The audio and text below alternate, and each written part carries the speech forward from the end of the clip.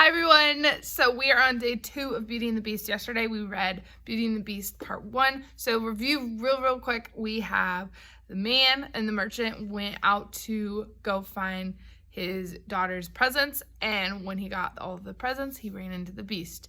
And because he went into the Beast's home, when he went into the Beast's home, the Beast said you need to return with a daughter to live with me or yourself to face a punishment because you stole the rose. So he got home at the very end of our story last, and now we're about to find out what's going to happen. So is the merchant going to return? Is he going to send a daughter? I don't know. Let's get started and we will see. A few days later, the merchant told his daughters what had happened to him in the rose garden at the Beast's castle. He told them how he picked the rose and how he'd been confronted by the Beast. He explained that he promised to return to the Beast and accept his punishment. Do you have to go? Pleaded the girls. He explained that the Beast had said that was the only way for him to avoid a punishment if he was willing to live with the Beast, or if one of them was willing to live with the Beast. But I won't allow it, exclaimed the merchant. I will go, Beauty said quietly. No, Beauty, said her father. I'm the one who took the rose. I shall go back to the Beast. I would rather go myself for 100 years than send you. No, father, said Beauty. I want to go. Her father tried to change her mind, but Beauty was determined. She really wants to go. A few days later, Beauty and her father returned to the castle. When she first saw the Beast, she could not help shuddering, but she tried to conceal and hide her fear. Good evening, old man, said the Beast. Is this your youngest daughter? Yes, said the merchant. This is Beauty. Beauty curtsied before the Beast. Good evening, Beauty, said the Beast. Are you here to take your father's place and live here with me in the castle? Beauty said, yes, I am. The following day, the Beast gave Beauty's father a trunk filled with golden coins and sent him on his way. As Beauty watched her father ride away, she held back the tears. She doesn't look very excited or happy. She's probably pretty scared. Beauty, said the Beast, fear not. Things are not as bad as they may seem. You have given yourself for your father's sake, and your goodness will be rewarded. Listen to me. Do not be deceived by appearances. Trust your heart, not your eyes. The next day, Beauty explored her new home. The Beast had been right. Things were not as bad as she feared. The palace was actually quite lovely. Good evening, Beauty, said the Beast. Beauty was startled by the Beast's appearance, but the more time she spent with him, the more she found that he treated her with kindness and courtesy. He pulled out a chair and sat next to her at dinner.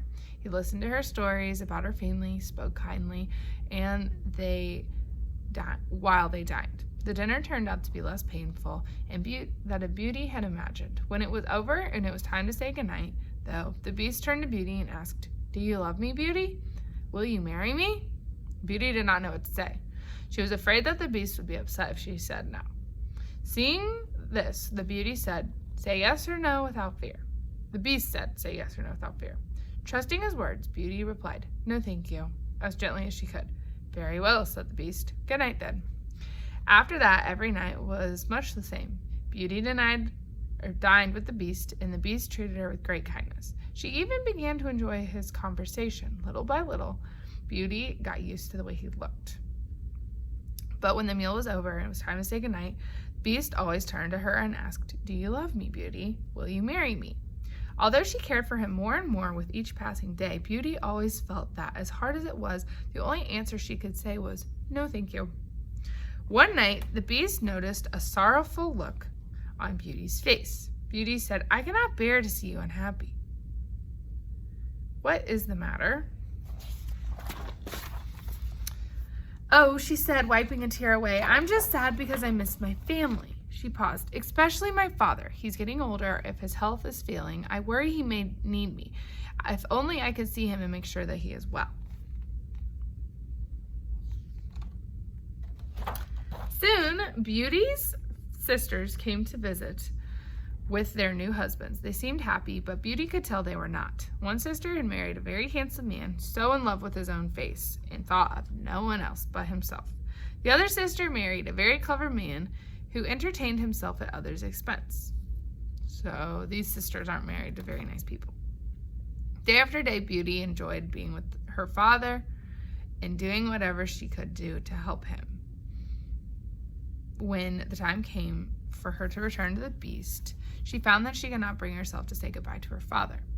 So the Beast let her leave for a little bit, and then she had to go back to the Beast. Every day she told herself, today I will go back. But every night she put it off again. So do we think she's going to come back home to the Beast? Then one night she dreamed, and she was wandering in the garden around the Beast's castle when suddenly she heard a painful groans. She followed the sounds, discovered the Beast lying on the ground, and it seemed that he was hurt. Beauty awoke with a start.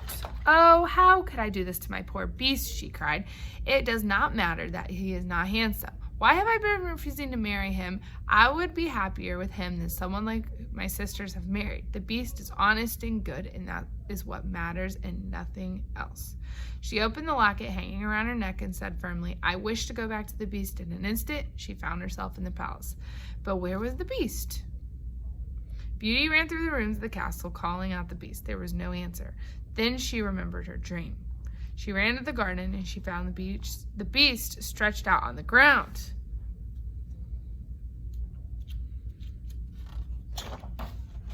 Beauty cried, oh no, she couldn't bring herself to finish the sentence. It is all my fault.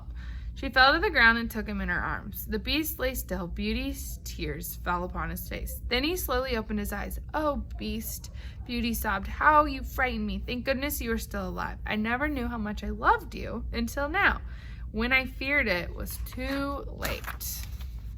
In a faint voice, the Beast said, Beauty, I was dying because I thought you had forgotten your promise, but you have come back. Can you really love such a dreadful creature as I am? Yes, said Beauty, I do love you. Then once the Beast asked, Beauty, will you marry me? Yes, she answered. Yes, Beast, I will marry you.